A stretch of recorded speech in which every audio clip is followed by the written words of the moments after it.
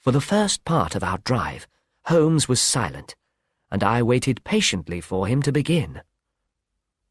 "I have been wondering what I can say to that dear little woman tonight, when she meets me at the door," he said at last. "I am talking about Mrs. St. Clair, of course." Neville St. Clair came to live near Lee 5 years ago. He took a large house and lived like a rich man. He gradually made friends in the neighborhood, and 2 years ago he married the daughter of a local farmer, by whom he now has 2 children. Neville St. Clair was a businessman in London. He used to leave home every morning and then catch the 5:14 train back from Cannon Street Station each evening. If he is still alive, he is now 37 years old. He has no bad habits. He is a good husband and father, and everybody likes him. He has debts of £88 at present, but his bank account contains £220. There is no reason, therefore, to think that he has any money troubles. Last Monday, he went into London rather earlier than usual.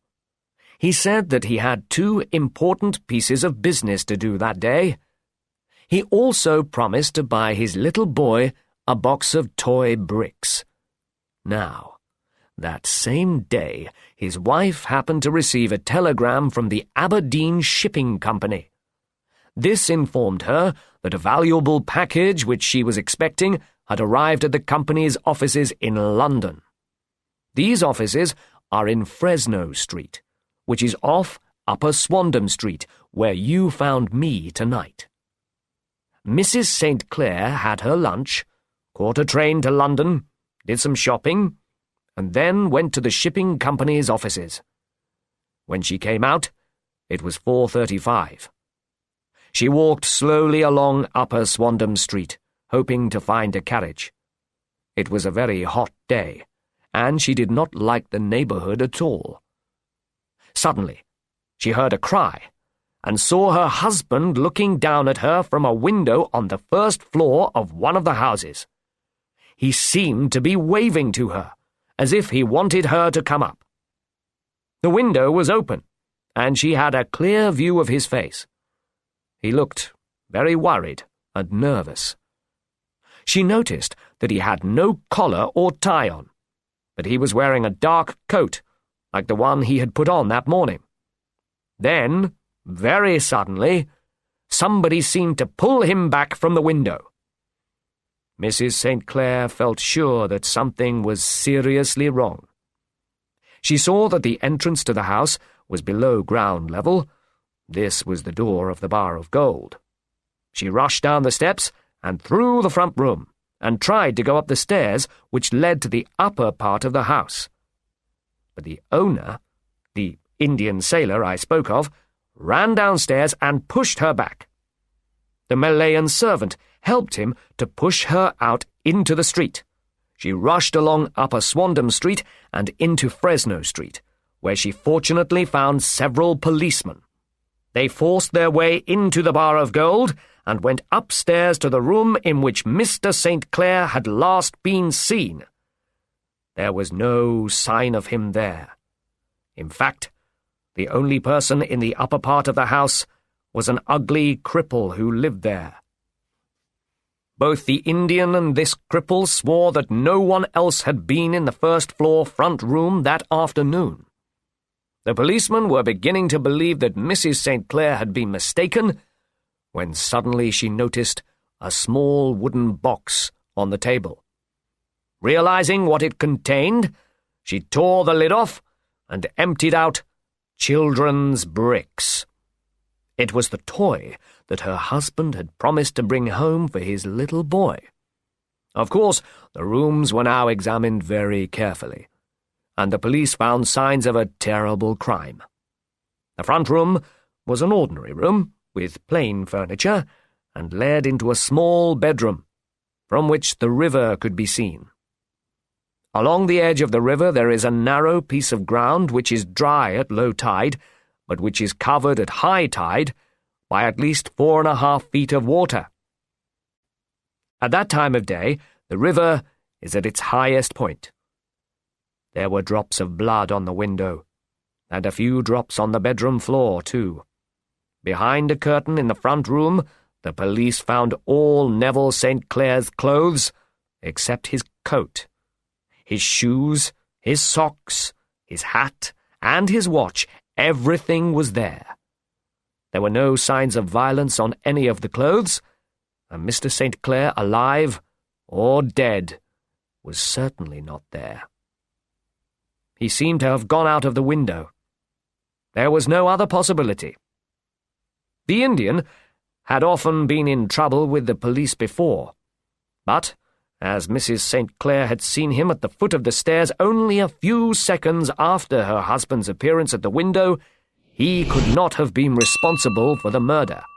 He said that he knew nothing about the clothes which had been found in the cripple's rooms.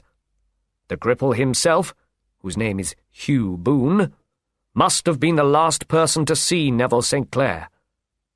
Boone is a well-known London beggar who always sits in Threadneedle Street, near the Bank of England. He pretends to be a match-seller, but there is always a dirty leather cap by his side, into which people throw coins. I have watched him more than once, and I have been surprised at the very large amount of money that he receives in this way. His appearance, you see, is so unusual that no one can go past without noticing him. He has a pale face and long red hair, and bright brown eyes. His upper lip is twisted as the result of an old accident, and he is famous for his clever answers to the jokes of all the businessmen who go past. Is it possible that a cripple could have murdered a healthy young man like Neville St. Clair? I asked. Hugh Boone's body is bent, and his face is ugly, Holmes replied. But there is great strength in him. Cripples are often very strong, you know. When the police were searching him, they noticed some spots of blood on one of the arms of his shirt. But he showed them a cut on his finger, and explained that the blood had come from there. He also said that he had been at the window not long before, and that the blood on the floor and window probably came from his finger too. He refused to admit that he had ever seen Mr. St. Clair, and swore that the presence of the clothes in the room was as much a mystery to him as it was to the police. If Mrs. St. Clair said she had seen her husband at the window, she must have been dreaming. Or else she was crazy. Boone was taken to the police station, still complaining loudly. When the water level in the river had gone down, the police looked for the body of Mr. St. Clair in the mud. But they only found his coat, and every pocket was full of pennies and halfpennies. 420 pennies and 270 halfpennies. It was not surprising that the coat had not been carried away by the tide, but possibly the body itself had been swept away.